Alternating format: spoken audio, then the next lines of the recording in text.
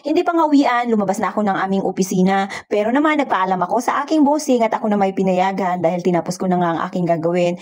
Bago ako umalis ay sinigurado ko munang hindi ako tatawagan. Dumiretso na nga ako dito sa may lumang LTO para sunduin ang tutulong sa akin sa pag-process ng aking renewal sa aking license. Dahil nga sabi ko sa inyo ay meron pa akong pasok. So kailangan mabilis ang galawan lang ito guys. Kaya kailangan ko na rin ng backup niya habang siya naman ay nagpa-process. Dito muna ako guys sa pagpapalinis ng aking kuko. Sakto naman na pagdating ko, isa na nga lang yung kanilang customer talagang siniswerte pa rin. Siguro nga dahil magla-lunch. Kailangan na munang kumain ng mga tao. At ako naman kahit na hindi pa nakakapag-lunch, ni kahit nga almusal, hindi pa nga nakakapag-almusal, pero hindi pa nga halatang gutom. Matino pa nga ang galawan ko niyan at alam ko pa kung saan ko pupuntahan itong parlor. Medyo namamagana nga yung aking paa.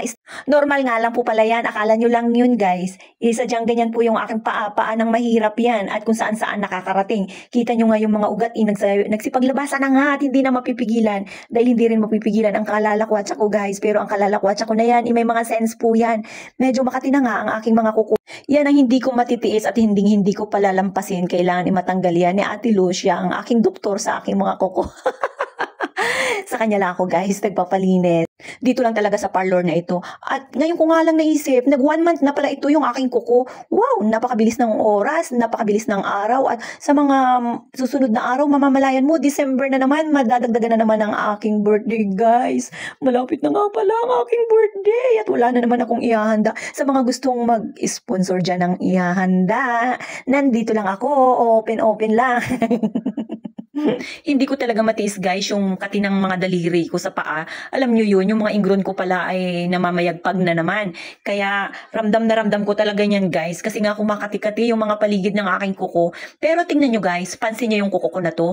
Dati, nung pinalilinisan ko yan sa iba, halos talagang masira na, mabulok na. Buti nga nung dala ko ulit dito kay Ate Luz, naayos niya na, ayan o, tingnan nyo nga o, lumapad na naman. At sobrang lalim po kasi talaga ng ingron ko. Siguro ganyan pagka laging pinalilinisan. Pero minsan guys, napansin ko rin sa mga ingron pala or mga daliri ng mga kapatid ko, ganyan din.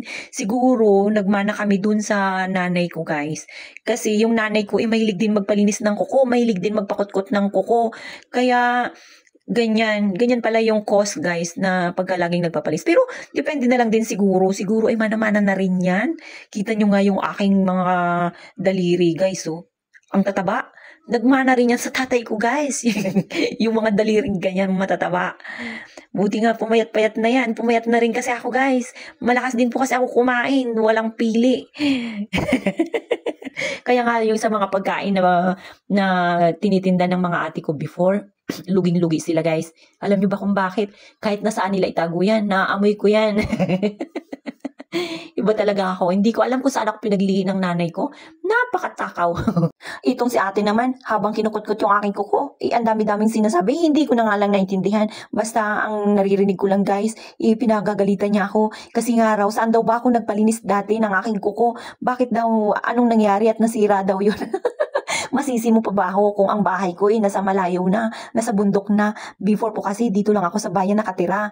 Nung lumipat po kami ng aming tirahan, dahil nga hindi ko na rin kailangan na tumira doon sa bayan at wala na rin po akong kasama, syempre lilipat na rin ako guys. At lumipat na nga rin ako ng maglilinis ng aking kuko. Yun nga lang, hindi po pala maayos sa paglilinis. Talagang nasira ang aking mga kuko. Kaya no choice ako kasi sobrang sacrifice ko guys. Laging dumudugo pag ako'y nagpapalinis. Hindi siya kagaya ni Ate Luz, yung sabi ko nga sa inyo palagi na pagka kinukuha niya yung ingron niyan, o kita niyo pagka binunot niya guys, isang bunutan lang yan, sama yan lahat at hindi niya kailangang unti-untiin para kuhanin yung mga ingron or yung mga kuko na malalaki. Isahan lang kasi siya guys, ganun siya, ganun si ate. Kahit na masakit siya, pero yakang-yaka mo nga at talaga namang kahit na masakit, sulit yung sakit. Kahit na kita niyo naman guys kung 'di ba, kung kunin niya yung mga ingron, yung mga kuko na super lalalim, halos may nga ako diyan guys. Parang ang lakas-lakas na ng sigaw ko dyan kay ate kasi nga sobrang sakit na. Pero ayan, kung kagaya niyan guys, super lalim talaga yan. Talagang kailangan mong tiisin kasi kung hindi mo titiisin, magnanana lang yan guys. Naku po, talagang may iyak-iyak ka lang, mas lalala pa yan kung hindi mo papatanggal. Kaya tingnan mo si ate, sadista talaga to siya magkuha. Pero guys, kung magbunot naman siya, talagang samang-sama lahat. At yung gilid pala niyan, yung nakuha na yan ni ate, hindi siya ingrown guys, kuko. Kasi matigas siya, tapos yung matigas na malapad at talagang nasiksik na doon sa ilalim. Kaya pala, gustong gusto ko na magpalinis kasi nga sobrang sakit na guys at yung ibang mga kuko ko inangangati-ngati na. At feeling ko guys, pagka ganyan, yung paa ko tumataba pagka hindi siya nalilinisan. At feeling ko parang hindi na siya paa ng babae. Paano siya ng isang napakalakwatsyera na wala ka nang masabi at wala nang inatupag kundi maglakwatsa. Pero hindi pa rin ako yun guys. Kaya, kaya nga dinala ko pa rin dito kay ate at naisip ko pa rin si ate na maglilinis at magpapaganda sa aking mga paang matataba.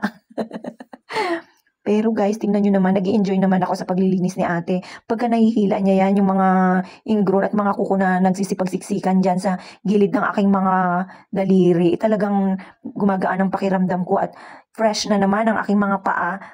Pero alam nyo guys, hindi ko na nga yan pinalagyan ng cutex dyan kay ate kasi magsusuot pa ako ng sapatos at ako'y babalik pa sa opisina. Talagang nanginayang lang ako sa oras at inisip ko na nga rin guys na nandito na rin lang ako sa bayan. So bakit hindi pa ako magpapalinis? At sayang nga talaga dahil ako'y nag-aantay rin ng aking license na ipiprint pa doon sa LTO. Pero madali nga lang din daw yun guys. Kaya alam nyo hindi na nga ako nagtagal dun Parang hinatid ko lang at nagbayad lang ako. Paglabas ko sabi ko babalikan ko lang at ako'y magpapalinis pa dito kay Ate Luz. At saktong-sakto talaga guys. Talagang siniswerte pa rin ako. Yan, tingnan nyo nga yung aking kuko. Kahit na nagdudugo-dugo na yan Hindi pa rin ako gumigive up dahil gusto ko mag-weekend ako nang malinis ang aking mga paa, mapanatag ako at wala akong iniisip na magpapalinis pa or kung ano-ano kasi alam nyo guys, nanghihinayang talaga ako pag weekend, marami rin talaga akong ginagawa. So kailangan hindi na ako maistorbo kaya kung anong gagawin ko ngayon dito sa bayan, gagawin ko na para hindi na ako pabalik-balik dahil ang bahay namin sa bundok at hindi ko na kailangan pumunta rito ng bayan.